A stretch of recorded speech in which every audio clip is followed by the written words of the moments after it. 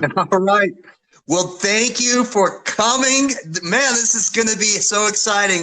This is Jared. I'm your host. I'm the host of Warriors Quest, everybody. And I am so excited to do another live broadcast tonight. Warriors Call, everybody. Warriors Unite tonight. Put your seatbelts on. Make sure they're fastened because we've got a great guest tonight. You're in for a treat. I don't know if there's going to be a whole lot of carbs with this treat, but it's going to be pretty sweet. So please, I'm going to introduce Willie Blackwell. I am so excited to bring on this guest. Welcome to Warriors Quest, Willie. I'm glad to be here. Thank you for having me. You're welcome. Man, it's my honor, honestly. You've been somebody that I've been following, and I love that. What I do love about you is you're a family man. That I really admire that about you. You've got a lot of photos that are always centered around your family, and I love that. Well, thank you very much. Yeah, we've been married 38 years. 38 years. That's incredible. That's awesome. Yeah. You got to be doing something right. That's cool. That's really something else. Yeah. Not very many people can say that. Yeah, all you got to do is say, yes, ma'am. It's okay. Yes, ma'am.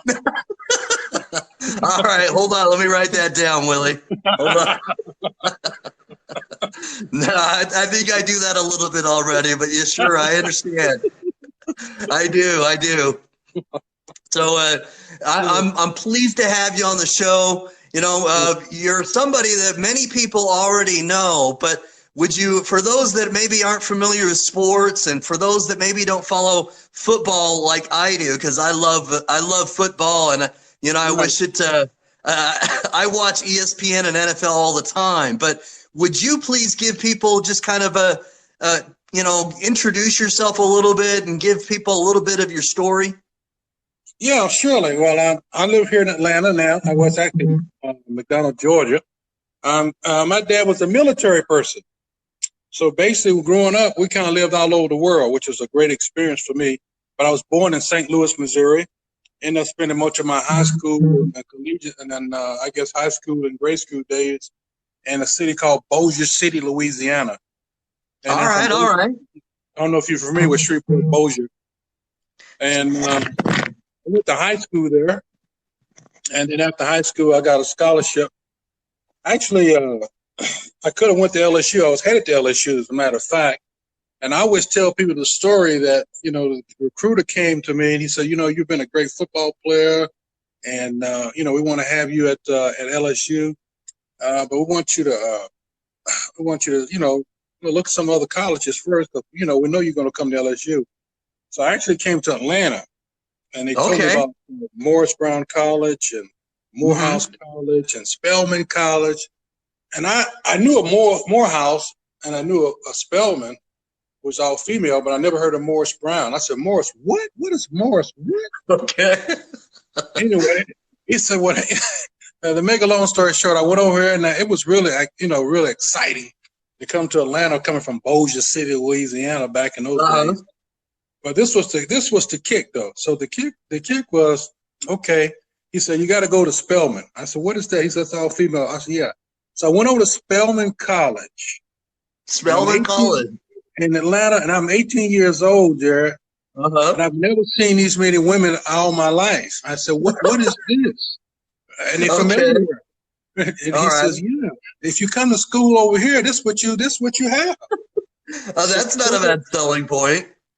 So I told the recruiter, I said, man, I'm sorry, I can't go to LSU. I'm going to go to Morris Brown. Nice.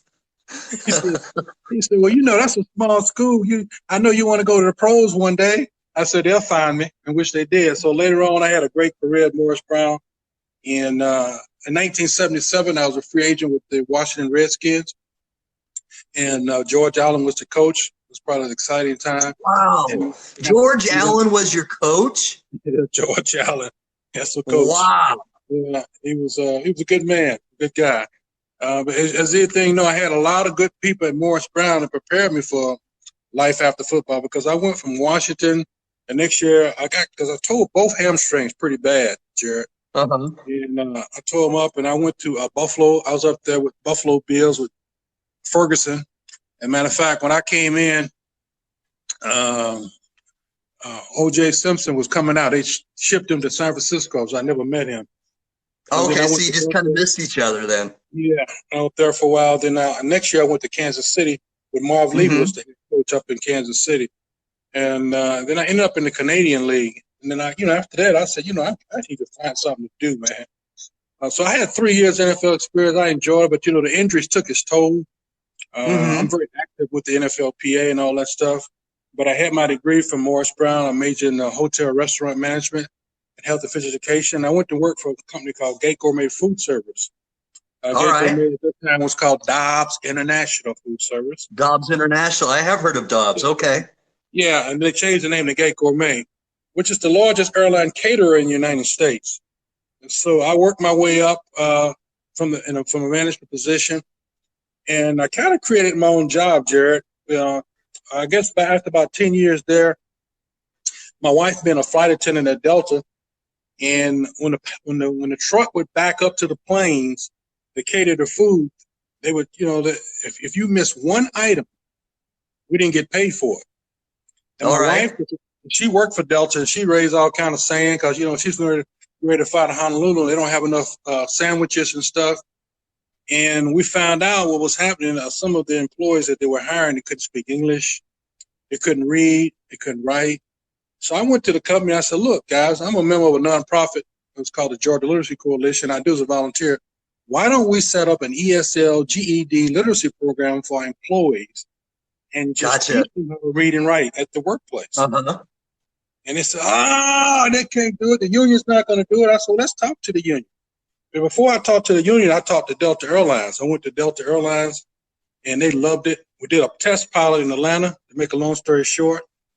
And I played rock and music at the graduation. It was all voluntary. And then the company thought it was so great, they asked me to do it nationwide. So for the next 5 years, I went throughout the whole United States, flying around the country, setting up these GED, ESL programs for people that couldn't speak English, whether it be Spanish, whether it be Chinese, whatever. And I did that for about 5 years. It was probably one of the most rewarding jobs you can ever have. That sounds like it would be very rewarding. I can kind of sense the, kind of the passion, from you when you're talking about it. How did that seem gratifying for you? Well, to be able to help somebody, get ahead, be successful, and knowing that, where I came from, so with the way I grew up and seeing the different cultures, I think the military really helped me because as I grew up, we lived in an all predominantly African-American community and white community, Spanish, and just seeing the different nationalities of people throughout the world, being in the military, being able to help people.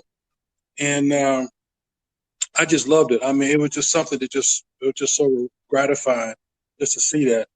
And the people that, I still get letters from people today because I guess it's not so much of them because in the summertime, I had summer school for the children. Okay. So I would have summer classes at the workplace for their children. And it just, so many people just thought about that, and it was just so rewarding. I wrote a book called America, Yes, I Can Read. I think you may have seen it when they was talking about it. Yeah. But it was just a part of my passion just to help people. That is awesome. That is really, really, really something amazing. It's incredible that you started something like that and something that you were able to kind of create, like you said, that you did all on your own.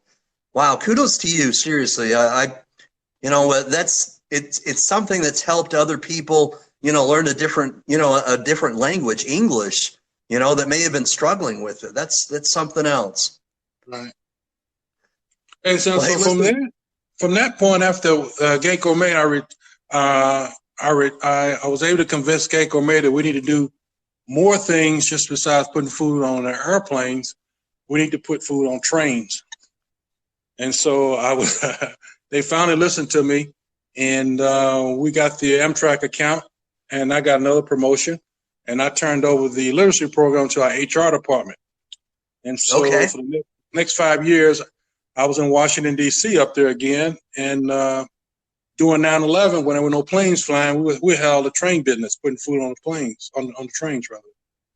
And so that was another upward swing in my career. That is, wow. That is something very innovative, Willie. Seriously. I don't know that too many people can say that they've been able to change the way, that people can learn English in a way that you did that. That's pretty amazing. Thank you. Thank you. Thank you very much. You're welcome. So go ahead. I could certainly appreciate that because I actually learned a second language myself. I learned German. Yeah. Okay. And so having learned another language myself, it's not easy, especially like when you're an adult. And it sounds like that's kind of the age group. You weren't teaching the kids all the time, right? Right. Yeah, it's not easy. It's not easy. It's not easy. It's not easy, but I guess getting back to that piece of it, it's not so much the English part, but we had in the Atlanta area, all three kitchens were predominantly African American. So the way I sold the program was that the food was nothing wrong with the food. It's the measurement. The people couldn't read and write, and these are people who. All right. So they're making this food, and the people think it's pilferage, and it's not pilferage. They're overportioned. They're using too much sugar. They're not using enough sugar, and it was costing thousands and thousands of dollars and lost productivity. So that's how I was able to sell a corporation on that. Wow. Okay. So they just weren't able to measure it well because they couldn't understand the English well. Right. Interesting. Okay. Or they couldn't read to write. They couldn't read. They couldn't read or write. Yeah. All right. I follow you. Well, hey, listen, I've got the co-host is coming available now. And so let's bring on our co-host, and that way we can all three be on the show. And I'd like to shortly just have the co-host come on, but then I want you to continue with your story, okay? And so let's bring on Tay Veazey. I'd like to bring on our co-host, Tay Veazey. I'm excited to get to know Tay Veazey. I don't know Tay Veazey that well, so this is going to be very enlightening for me.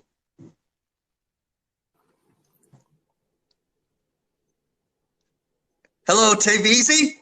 Hey. How you doing? I'm doing well. Thank you. You're looking sharp. Oh, thank you. This old thing. Thank you.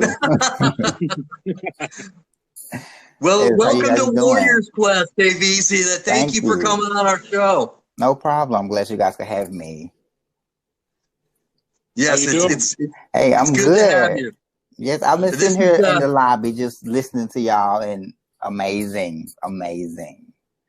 Thank you. Mm-hmm. Yes, Willie Blackwell is somebody I've admired, and I want to have you introduce yourself just very briefly, Tay Veazey, and then I'd like to have kind of the meat and potatoes of what he's talking about. Get back into that, but could you just briefly introduce yourself to the show so that our viewers can kind of know what you're about and what you've been through as a kidney warrior yourself? All right. Well, my name is Artavius Veazey. I go by Tay Veazey on Facebook, but it's Artavius Veazey, born and raised in Memphis, Tennessee. I am a kidney transplant recipient, and it's now this year, July 15th, will be 14 years post-transplant. So it's been quite a journey. I've been through the ups and downs and the left and rights, through everything. And I'm also an artist, so I do acting, and I'm a graphic designer as well. And around something where it's giving back to the community, or to be an influence or inspiration to those, whether they're in either of the communities that I support. And especially with the transplant community being one of them, I try to do everything I can to give back and to show people that you can live your dreams and do whatever you want, as long as you stay true to who you are and learn everything you need to know to take care of yourself first, and then you can do whatever you want. So I love that. I love yes, that. yes. That's a super attitude, isn't it, Willie? Yes, it is. Yes, it is. Thank you. Mm-hmm. I love that. So, you know, in many ways, it sounds like you're an entrepreneur, you're a graphic designer, you're an actor, a thespian. You know, that's impressive. Yes, thank you. Very cool. It's crazy because like when I get to looking at all the stuff that I do, I'm like,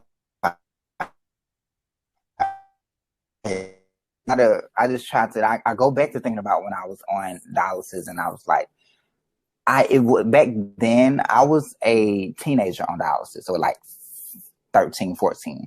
And I was like, how can I achieve my dreams and I have kidney disease? I don't see too many examples out there. So I was like, when I get through this, I'm going to show people that you can do anything. So thank you. So now I'm in the process of finishing my book, and it'll be my story to share to the world and tell them how I got from where I was to here now, and to take them through the journey. So very cool. I'm excited. Well, I'm excited to continue to hear your story and to continue to see your journey, because it sounds like you're not finished yet. No. It's just the beginning. Good to hear. Yes. I love your attitude. I love that. I love that. So as you probably have already been listening, you know, Willie's been telling us about, you know, his story. He's been telling us about he started, you know, how his NFL career was, and then, you know, he changed it where he had to kind of reinvent himself, and he kind of created his own job, as he was telling us. Willie, I'd like to have you continue to tell us more about that. Please go ahead and continue with that, and Tavisi, please stay on and let's have this interactive so you can answer any questions as well. Okay? Of course, of course. Yeah, that's right. Exactly. I kind of like created my own job, you know, because I was asking God, you know, what can I do to try to be, you know, to try to just help people. And that was always my desire, to help people. You know, going to Morris Brown College, being a graduate of a historical Black colleges, and all the help that I had at Morris Brown, and then all the people that helped me get through college, and just the guidance that I had.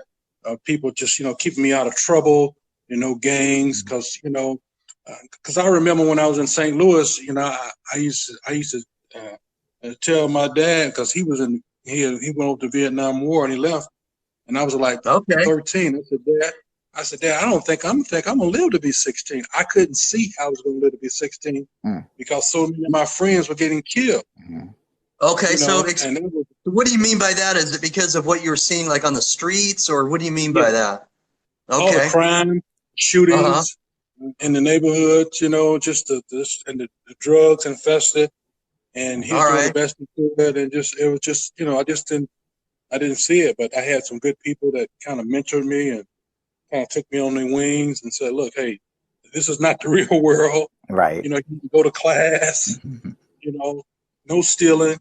So I had good people. God surrounded me with good people. And I was able to get through that. And so being in that corporate arena, I just always wanted to give back. So I guess what happened in 1999, I came down with kidney cancer. And that shocked my world. And I said, well, golly, you know, I don't drink, I don't smoke. You know, I'm faithful to my wife. I'm doing all the right things. Right. Why me? Right. Why I got kidney cancer? That's the question. Why us? What did we do? What did I do? You know? Right. And so the good thing about that is the doctor told me in 99, he said, look, he said, I don't know, but you have it. And this doctor, Dr. Robert Halper, was one of the doctors at Piedmont Hospital. And I'm going to show you how God works. 4 years prior to that, he was getting divorced from a lady All right. that had put him through medical school, and he decided to find another young lady. And I happened to be the foreman on his jury trial. So and he's sitting up there and going through this, and it was a deadlock on what we were going to do, and I had to get the people together. And I said, look, guys, this is a prominent doctor. He has 2 kids over there. Wow. We can't take all this money, because if we take all this money, he won't be able to work. So let's be reasonable. let's be sensible. Let's make sure we get child support and alimony support so he continue to work and we can move on. So we was able to get through that episode. He came to me. He said, look, I appreciate what you did. I said, doctor, I didn't do anything for you. I was concerned about your 2 children. And that's it. He said, well, if you ever have any problems, my name is Dr. Robert Halbert at Piedmont Hospital. Come see me. Fast forward 4 years later. Oh, wow. That is nuts, Willie. I'm sitting in here, and he's telling me, yeah. He said, at first, when I looked at the x-rays, I didn't see your cancer. And he brought all these other, I guess, all these medical students in there, about 10 of them. They were looking at it, and they found it. And he said, the good thing about it, where it's located, we're going to get it. So they called. He said, now, if you had waited a month earlier, I don't think we could have helped you because it would have spread. Wow. That is shocking. You tell me how God is, man. And so anyway, at that time, I changed my diet. I went radical. I mean, I cut back on all this. I was eating pork and pork ribs this day, pork chop that day, fried chicken. Right. Sure, like all of us. Yeah, right. I just took a change because I knew, because he told me, and the doctor told me, he said, look, Willie, you're fine right now. He said, but your left kidney has kidney disease operating about 60%. So at some point in time, we're going to have to do something with that other kidney. But keep doing what you're doing. And so now, fast forward 15 years from now, I've been doing the right things, and my kidney function is at 15%. All right. So people say, how are you able to still go to work, and how are your feet swelling up, or high blood pressure, or what? I said, I think it's the grace of God, because most people at 25% on dialysis. Sure. And I said, I think I had a 15-year start that helped me, and I don't eat a lot of. I mean, I eat real well, and I exercise. Now, sure enough, I know at some point, like this year, we're gonna have to have kidney. Because it is deteriorating, it's going past. That's why we've been proactive in asking for a kidney, because that was another issue for me to be. I'm so used to helping people and, reaching out to people. It was hard for me to ask. And the doctor told me, he said, well, if you don't ask nothing, you're going to be up there with God a little early. Okay. So he's pretty frank with you. Yeah. I said, I don't want to see him. I know we got to go, but I don't want to see him right now. I really like to see my daughters get married and do a few little things. So he said, well, you're going to have to get with them and get on social media and get out there and ask people for a kidney, let them know your story. He said, you done so much stuff in the Atlanta community, and you've been a volunteer minister all your life, and you and your wife, and you just need to get out there and ask people, and that's what we've been doing.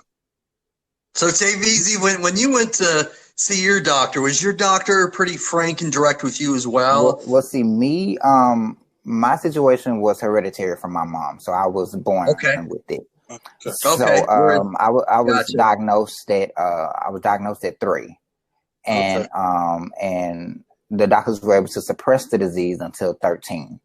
So I didn't go on dialysis until I was 13, and I was on there for about 18 months before I got my transplant from my dad.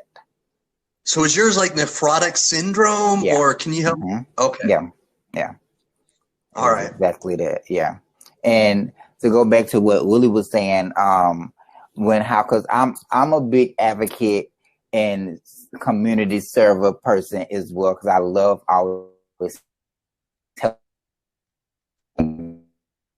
about always being able to, how can I use what I've been through or what I can provide for the community to help out or help somebody else. And when it comes to us asking, I get hard about it a lot. You always give and try to ask and tell them to help you out. We don't really want to ask. And I don't want to say it's shame or anything. It's just the fact that we've learned to sacrifice, or speaking for myself, I've learned to sacrifice. And for the things I want, I will eventually get them versus me working for or the guy giving it to me. So that's why I really never ask people for a lot of stuff. I always work for what I want and hope and pray that if it's meant for me, it'll come. So I Gotcha. get it when you were saying that you really didn't ask people for nothing. You just always giving. I get it. I was one of those people too. Yes. Well, you know, and I think some of it, Willie, correct me if I'm wrong, but some of that may have to do with the way you were raised too, because, you know, it sounded like you were talking about how you had a really good support system. You know, you were raised right. I'm forgetting, you know, verbatim exactly how you said it, but it sounds like the way you were raised may have set you up to try to do things for other people. Is that kind of right? Am I off on that? Yeah, that's correct. You know, I come from a 2-parent family. You know, although my dad, I missed him in the early years. He was in the military, but my uncles was there. All right. I had uncles there, and I had cousins, and they always kept me steered, kept me going in the right direction. I know my first cousin, when I was like 14, he got killed, and he used to kind of watch over me, and I'd say, "Oh my goodness, he was murdered." And then my other cousin came back from Vietnam, and then he was there for about a year. Then he got killed in the streets, and I said, "Oh my God!" Wow. So, and then I had another third cousin who, you know, he was there. He got killed, and I had 3 cousins that I looked up to. They were older than me, got killed. Wow. And I said, you know, I ain't going out like this. Right. Right. Wow. And I mean, it takes a lot of brain power, and I commend you for that, because I was raised by my grandmother, and I too was raised to the fact that you always work for what you want. Don't ask nobody for nothing. Learn to, if you want it, you got to work for it. Right. And one thing that I'm 100% with you, Willie, on is support system, because as a recipient or as a patient, having a strong support system is number one, because they are the one that's going to keep us up when we're down, because there's going to be plenty of times being on dialysis and I didn't feel like going nowhere. I didn't feel like seeing nobody, didn't feel like talking to nobody. I just didn't want to just associate with nobody. But having such a positive support system, they kept nurturing me, and they understood what I was going through and told me it's okay, it's going to get better. And just to have those people to nourish you and to nourish your soul in a positive way was definitely what I needed. And I think what any patient need in their journey, as I call, to transplantation. You know, you actually love to hear that. I mean, you're actually right what you're just saying, because I know, you know, just last week we were at a meeting. We had one of the executives at CarMax, and they heard my story, and one of the VP of Human Resources came over to me, and she said to me, she says, "Look, I want to tell you something. My husband just got a transplant. He was sick. And he was on dialysis for about 2 years, and he just got one." And she said, all she said is, "I just want to be an encouragement to you, Willie, that you're going to get a kidney." And when she just said that, when she said that to me, big goose-eyed tears just bubbled up me in front of all these people. And she says, "Oh, I didn't mean to get you upset." I said, "You don't understand. You didn't get me upset. That was a word of encouragement for me." Wow. Yeah. Wow. Glory to God. Glory to God. Wow. Yeah. And you just have to learn to speak that stuff in existence, because I know my grandmother used to always tell me, if you want it, you got to speak it out to the universe, whatever it is. If you want it, okay, I want $1 million, Lord, speak it out there. It may not come today, it may not come tomorrow, but eventually it will get to you. But I know, and I will share this with you. When I was on dialysis, I was hemodialysis, and one of my lungs had blown, so they had to put it on. I had this prayer that I said with God. I was like, "Okay, Lord, it's just you and me.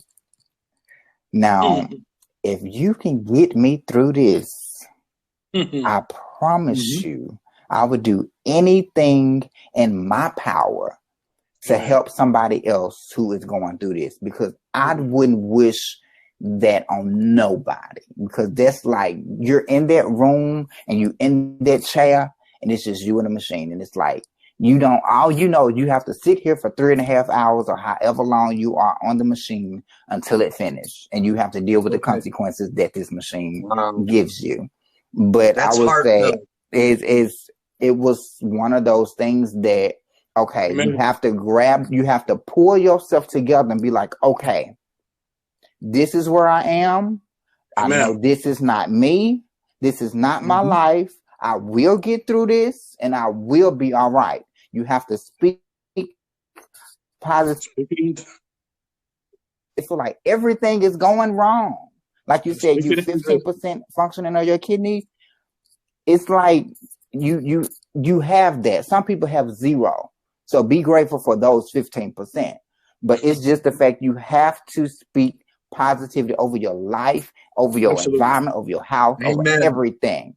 Amen, because brother. As long as you have that, you won't lose this. Because once you lose this, it's a wrap. And that's why the support system is very important, to keep this in check when you are not able to. Amen. Amen to that. Yeah. Wow. Well said. I love that.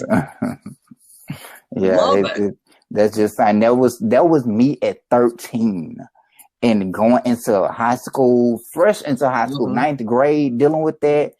I've dealt with being bullied and being teased and everything because the kids didn't understand that stuff all day, and they thought I was contagious, and it was a lot of mess. But through it all, so through it all, to be able to say, going back to, you have to have a strong support system, and you have to have thick skin. Well, I mean, you're a little older now, so I mean, you ain't got to worry about this. Somebody ain't gonna come up and just mess with you. But see, me at that time, I was a little 4'11", 98 pounds little boy, and anybody just pushed me over, and I'm just all the way down the hallway. But yes, it's all about having a positive mindset. Love that. Very good feedback. Love the feedback. That is awesome. Thank you. So Willie, you've mentioned CarMax, and it sounds like that's kind of, the way your journey has kind of evolved. Tell us a little bit how your journey with CarMax got started and what you're doing now with CarMax. Well, with CarMax, I'm working as a sales consultant with them. I'm here in Stockbridge, Georgia. I worked with them part-time when I was working full-time with Geico May Full Service, and I like CarMax. And the reason I came back, I said, I like the idea that they have a good quality product. They don't lie to people. If they don't like the car, they got 7 days to drive it. They can bring it back. They do their own financing, and it's like a ministry to me. I look at it as my job as a ministry, really. Yeah. Because I get even if you don't buy a car from me, I get a time to show you how you can get a car, what you need, what the banks are looking for, and so I enjoy going there. They got me on several projects right now, initiatives that we've been working with nationwide with Finance First. So I've been doing a lot of stuff with them here in Atlanta and also up in Richmond, Virginia, in our corporate office. So I'm doing some other stuff too. Nice. And very cool. Nice. It's fun. I love it. I love CarMax, and it's the best dealership that I think I've ever been to. But yeah, I think that's funny because I got my car from CarMax actually. Well, very nice. So Willie, how does with being at 15%, how do you feel, or what does it mean to you physically with having the disease right now? Well, in the beginning, I took a nosedive, but I got back up because I had to. Like I said, I had my wife, as you probably saw the pictures of my grandkids, my daughter-in-law, and beautiful family, my brothers and sisters, and the people in my church and people in the community. I'm pretty positive. I made a decision early back in January to let CarMax know what was going on. All the employees know at CarMax, and now we sent it out nationwide last week. All the employees nationwide know what's going on. And so I got a pretty good support system, and I feel that way because that's the only way you can stay supported. Because you're walking around with 15%. Am I going to die tomorrow? Am I going to stop? They're going to rush me to the dialysis, or these thoughts go through your mind. Sure. You have a mind game, and and so, oh Lord, are my feet swelling up? Is my pressure up? I just don't. So what you're saying is, whatever you may be feeling in your mind, you're thinking, is this because of kidney disease? Is that what you're saying? Exactly. Right. So it's all with the back. So you just have to say, no weapon formed against you shall prosper, and just keep moving. And try to enjoy your life. God's given me the great people, great doctors. The doctors have been great. I call Leanna Whitehead. She's the coordinator at Piedmont Hospital. And she's the one to handle my candidates. And I called her up last month and left her a message. She called me back. She said, I'm going to tell you something. She said, I've been in this job a long time. Nobody has ever called and thanked me for this. I said, well, Leanne, I'm just what I do. You're getting all these people from all over the United States calling you about being a match for me, and you're the ones helping me, and I just want to thank you and show my appreciation for what you're doing. Okay. That's just how I do it. Man. That's how we do it. That's you, and that's real. I like that. But I think the biggest thing out of all this, I was sharing with the people at CarMax and my wife and the people at work today, is that I've met a group of people that I really didn't know exist on the planet. I mean, when you meet a lady or get a text from a lady, when Fox 5 aired that first program, this lady texted me, and this lady didn't care if I was white or black. She didn't care if I was gay. She didn't care if I was tall or short. She just wanted to help me. True love. I mean, that's love. That's real love. And I said to myself, well, why do you want to help me? She said, well, I saw your story, and I heard your wife talking about you, and I know God spoke to me, and he told me he wanted me to give you a kidney. And I'm going to try to do the best because I'm old. Okay, God. Wow. And so I'm saying, and then I heard, I got some other people that are going through the process, but, you hear all this negativity on TV. You see stuff going on all the time. But I'm going to tell you, there are generally some good people in the world that will do it for you. Yeah. If it wouldn't, there wouldn't be no world. There you go. And so I get kind of emotional thinking about it, and it's just my whole dimension, my whole ministry has just went to another level, even my thought process. And I'm 64 years old, but God has taken my whole mental capacity to another level that I never envisioned about people. So what I've seen some of the great people over the last 3 months, it's unbelievable, man. That is so encouraging to hear. Yeah. You gotta love everybody. Love is, when they say love, you gotta love everyone. Just love them. Yeah, what they are, just love. And when you have general conditional love, God does things for you. Yeah, treat people how you want to be treated. Yep. Real love means we'll love everyone. Whatever race, whatever gender, whatever it is that person is, we love that person. And it's so encouraging to hear your story that somebody was showing and expressing genuine love to you that way and wanted to apply because they felt moved by God. And I mean, that really gives me so much hope for humanity, despite the negative garbage that we hear on CNN, ESPN, and whatever, whatever channel. This is so encouraging to hear about somebody who's showing somebody love that they want to, give their kidney to you because they felt moved and inspired by God. I don't blame you for feeling emotional. I'm a little emotional right now, Willie. That is awesome. Yeah, I mean, it's like even within this life, because I'm from Memphis, Tennessee, and Memphis, Tennessee has been on some of the worst places to stay as far as violence. But I would say since my transplant, and I've reached out into the community of transplant and recipients and patients, it's like it's a whole nother world. And it's like I've never felt so cared for. I never felt so loved and appreciated for people to just hear your story or go through. Maybe what you went through could help me, and maybe I can try different.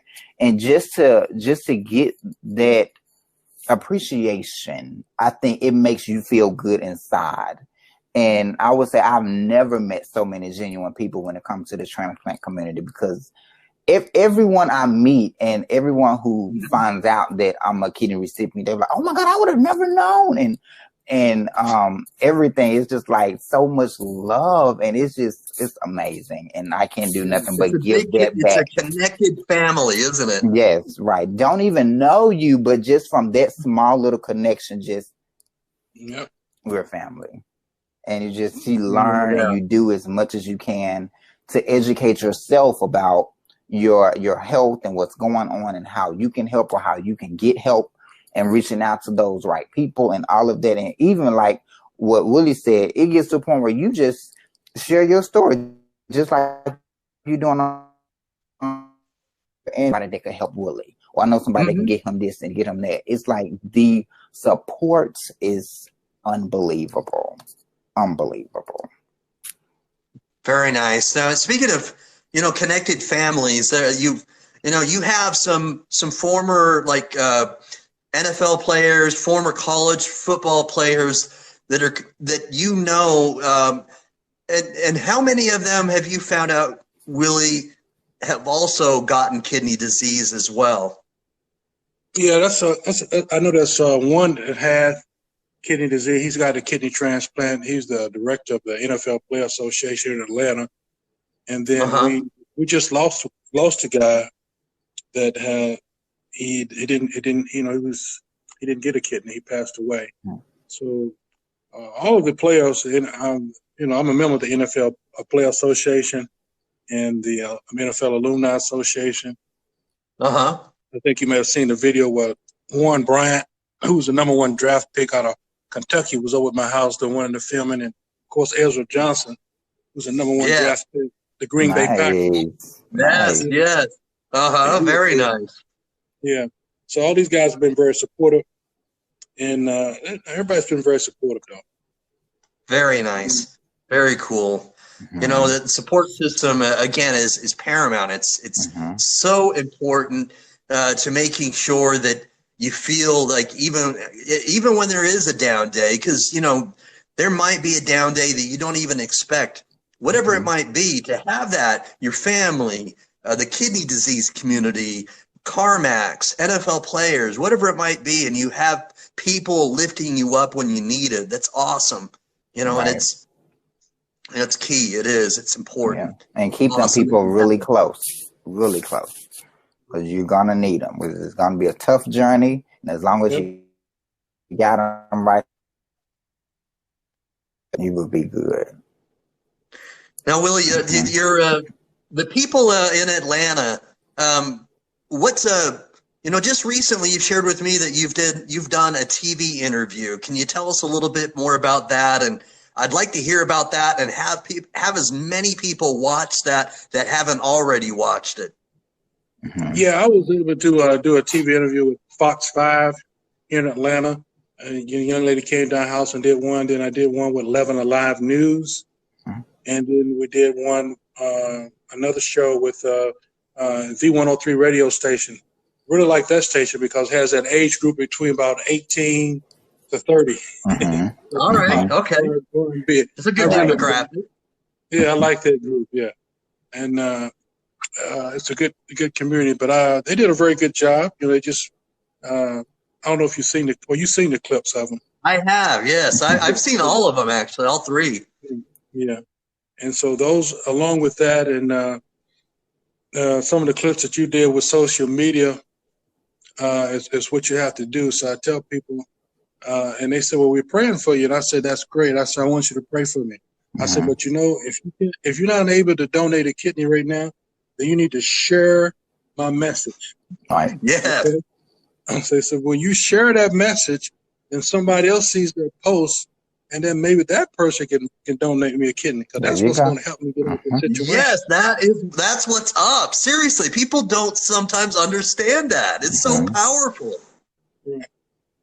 And so that's what I've been pushing. You know, everybody told me, well, you know, we praying for you. I said, well, praise God, keep praying, keep praying too. Praise God, but do something.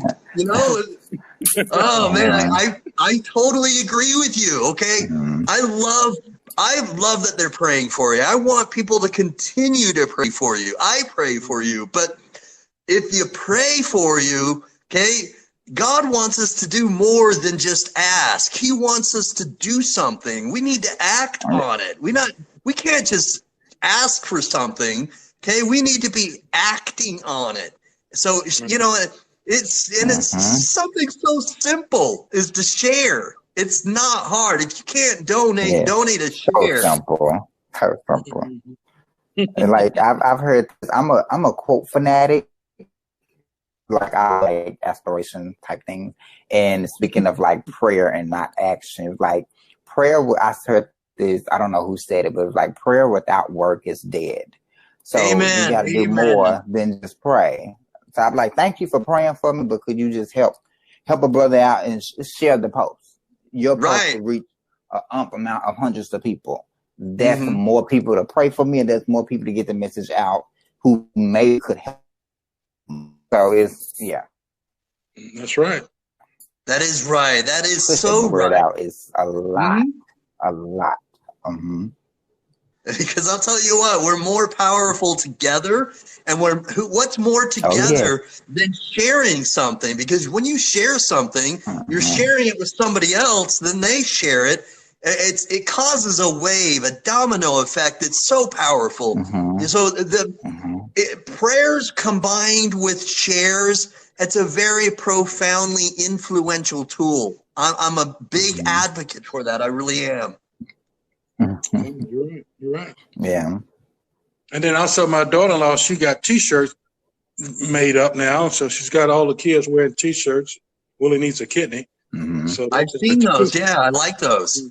So she's been the person doing that for you. Then that's cool. Good. Right, and that's good to have a lot of different streams and different, like, of course, like I don't want to call it merchandise, but different things to kind of promote, like. In a way, it's merch. Sending it out, of course, on social media. Right. But to just get the word out, like you said, Facebook, Twitter, Instagram, utilize everything, because you never know what a person might be. Yeah, I just got on definitely. Did you? Yeah, so I just got on Twitter. I'm on Twitter now. All right, very cool. Yeah, and I've seen you've got your channel on YouTube. I've seen that as well, Willie. So you know, it sounds like you're doing a really good job of getting your story out there.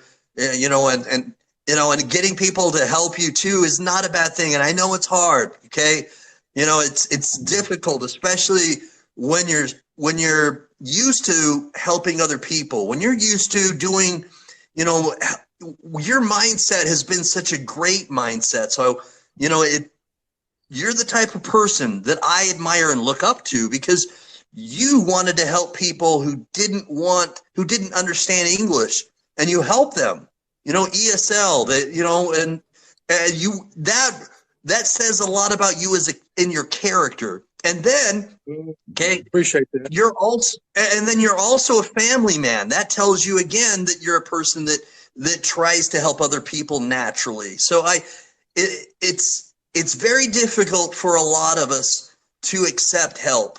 And I get that. But what I want to do, and the biggest thing that we do on Warriors Quest, and I'm excited to have Tavisi on here too, because he's saying it, is that we have to come together. We have to reach out and stand united. Because again, you know, when we're together, we're so much stronger than when we're not. Okay, we stand alone and we're going to fall. Okay, we need to be together. Right. Do you hear what I'm saying? Because I want to have as many people hear this message, Willie. I do. Well, I'm committed. I told the Lord back. I mentioned I told the Lord, 99 when I had cancer, I'd do anything to help me, and He got me out of there at 99. So when this came up here, I said, Lord, now I told you at 99. I said, I told you I was faithful. I've been faithful to my wife, and you brought me through 99. Now I'm up here now, and I said, when I get this kidney now, I'm gonna spend the rest of my life, helping people fight this kidney disease. I mean, it's going to happen. So you got somebody that's gonna motivate this thing. So I'm in for the long haul. Right. I can feel that. I do. I feel you're genuine, and I love that about you. I do. You're the type of person that wants to show love to people, and you're someone who wants to be kind of you want to help people, and you want to help people even after this is over, and that's paramount, because there may be somebody later on. God touches us and connects us in mysterious ways. Okay, oh, yeah. You never know, like you said. Okay, when you might meet somebody, and it's true. God puts us on a path, and we have no understanding about what that's going to allow us to be as a tool or an instrument later on. And so it's going to be exciting to see how this turns out, Willie. But I have a lot of faith. I have faith in God, and I have faith. Yes, I have faith in people. And sometimes it gets me in trouble because I do have faith in people. But it's going to happen. I know. Okay, but I'd like to hope that people are watching this and have the same kind of love that this person expressed and showed to you, and that you and the story of this woman that was a total stranger. And it said that they were moved because they heard your story. I want people to hear this, and I want people to feel compassion, because that's what we need to have. I mean, it's encouraging to hear that story, because, man, we need more people that are compassionate like that. We do, right? Amen. Yeah. We do. Yes, we need more people with compassion. We need people with compassion for people that make mistakes. We need to forgive people who make mistakes. We need to look past people's mistakes. Right. Now, we're all human. Things happen. We are. And we need to just stop with the negativity. We need to stop with the blaming people, and we need to stop with the pointing fingers at people. As a kidney disease community, we need to stand together, and everybody, Warriors call right now is we need to have everybody be united, and we need to share this message for Willie Blackwell. We need to show him that we have love for this kidney warrior. I mean, holy cow, kidney cancer. Are you kidding me? And you're still going. You're still going. God has plans for you, Willie. Amen. He is not finished with you yet. You're not going to stop, and I don't think this is going to stop you. But we need to provide some help. Okay, KVC said that, and I believe it. Okay, faith is dead without work, and we need to show some action and help you. So I'm asking all the kidney warriors to give you some help, because you deserve it. Yes. God-fearing man, husband, father, uncle, and you're certainly somebody who has shown an example in your life of helping other people. And I think we need to do the same for you. Exactly. Thank you very much. You're welcome. I'm so happy that you've been on the show. I'm ecstatic and excited that Tavisi has been on here. I mean, it's thank you. Nice to meet you, Tavisi. I'm here. Seriously. Very moving, very, very, very inspirational, motivational to hear your story. I mean, it could not have been easy to go through school as a teenager and to hear what peers may have said, to go through and have that sort of, have that interaction with people that didn't understand. Yeah. It's a true testament that you're a kidney warrior as well. So God be with you in your journey. And I'm excited to hear how your journey unfolds and continues to go forward. Thank you. Appreciate that. So, Willie, I'm ecstatic that you've been on the show. I think, that you're somebody that, I admire, again, because of all of your traits and characteristics that you've, told us about. But I'd like to share with the world where they can donate. Will you please give us a greater understanding of your transplant hospital contact information, the donor type? Yeah, I'm a O type, and everything's been done at Piedmont Hospital in Atlanta, Georgia. Okay. Leon Whitehead, and just called up there and she'll take care of it. Piedmont Hospital in Atlanta, Leon Whitehead, and I'm O, blood type O. Okay. Very nice, very nice. Blood type O, at Piedmont Hospital. And so again, I'm asking anybody who can genuinely feel compassion for this man who has shown love to his fellow man, to his family and people all his life. Please have compassion for him as well. Please show compassion and call the phone number for Piedmont. Have questions. The transplant hospital, I'm sure, will answer those questions. Go forward and act on love. Act on love and make sure that this man has an extended life, a full life that he can look forward to with his loving family. Thank you very much. You're very welcome. Again, great show tonight, guys. Thank you so much again for coming on. The Warriors Quest is all about giving hope. It's all about making sure that we have people that have something to look forward to. And you guys did that tonight. You rocked it. Thank you so much. Thank you for having us. Thank you. Thank you, both of you, for coming on. Tevisi, have a very good evening. God bless.